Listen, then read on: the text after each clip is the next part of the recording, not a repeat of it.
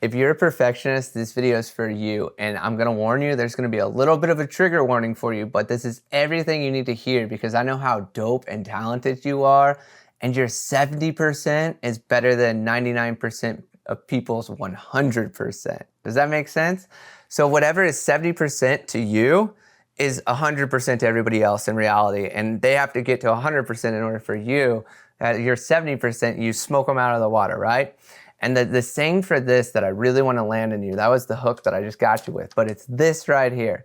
And you can't read it. I'm going to read it to you, but it says, perfect already exists. You can't see it. Whew.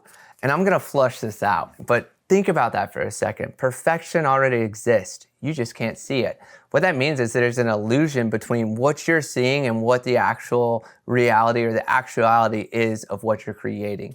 And personally myself, I'm a recovering perfectionist.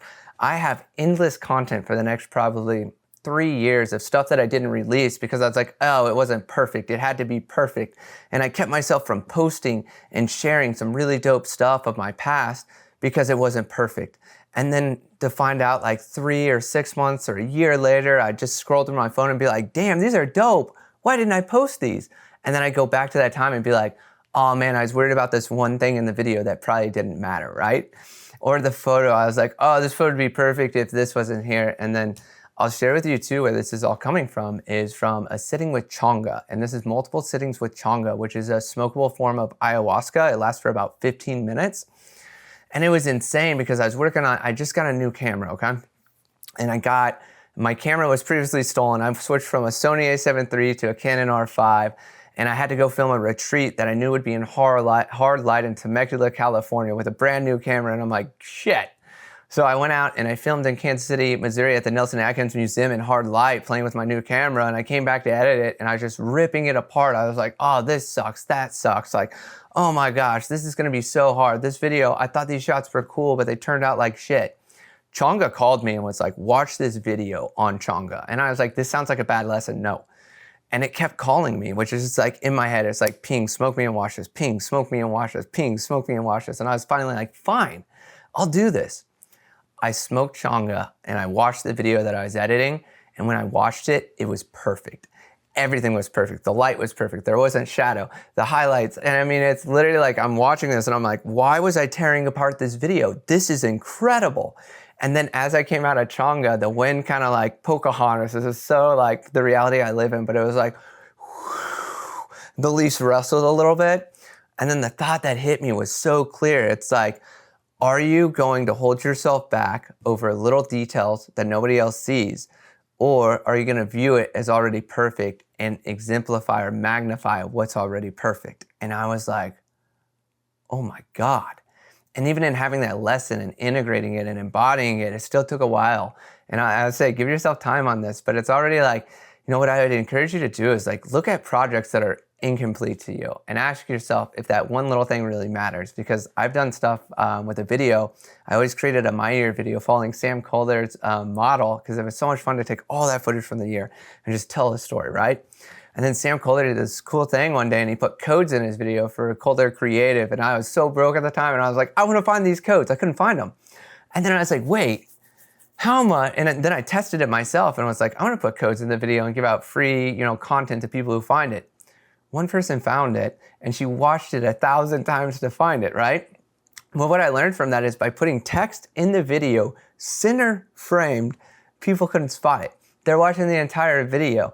They're looking at the entire picture. They're looking at the entire graphic. They aren't paying attention to these little details that they aren't looking for. It's like you created it. You know the details. You know the color. You know where everything's at. But sometimes you need to zoom out and look at what you've created instead of the detail of like, oh, that color is a little off. Are they going to notice it? Because you're probably hyper fixating on it, Is that one shot, does it not fit? Does it? Who cares? It's the whole story. It's like, if you remove one page from a book, you screw up the entire book, the chapter that it's in, and the way that the book flows, that one page by ripping it out, right?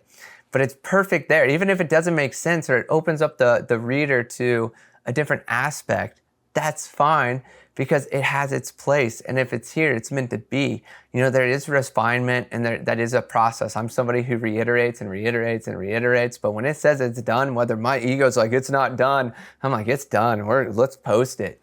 Because too, it's like you're gonna hold yourself back from so much success, and that is a form of self-sabotage. It could be fear of success, it could be fear of judgment, and it could be, what's the other one? Fear of being seen, right?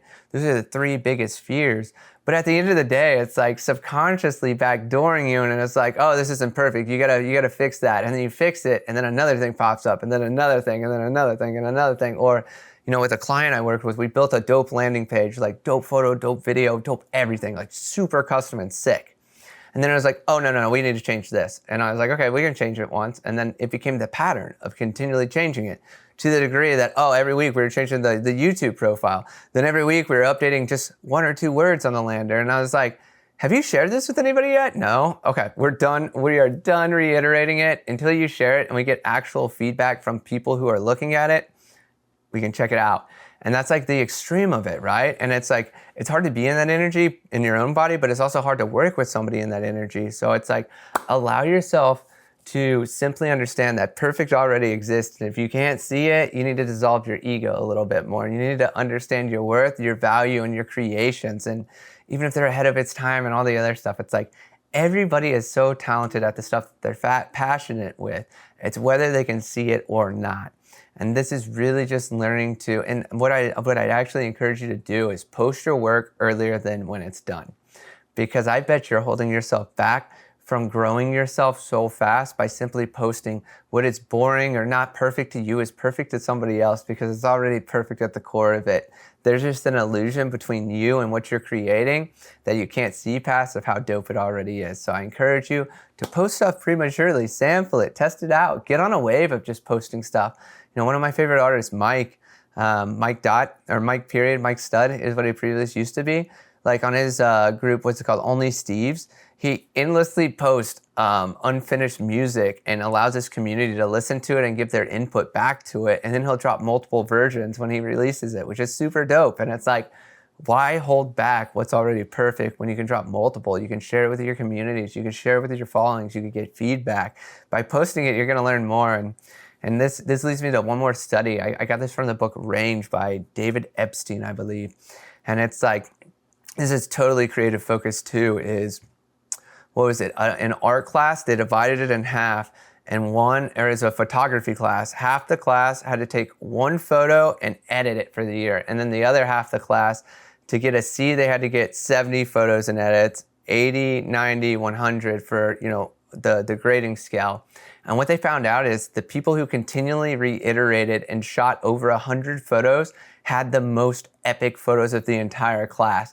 Those who focused on one perfect shot and one perfect edit were nowhere near the, I want to say like the, not perfection, but the high quality was people who did it over 100 times, not the person who focused on, you know, the half the class who focused on one shot and one perfect edit. So it shows you through repetition and reiteration that you become perfect or you create perfection. And it's simply through confidence. It's knowing that after you do it 100 times, you're going to be really good at it. And it doesn't matter what obstacles or things appear, you're still going to navigate your way to get what you need to get in that moment.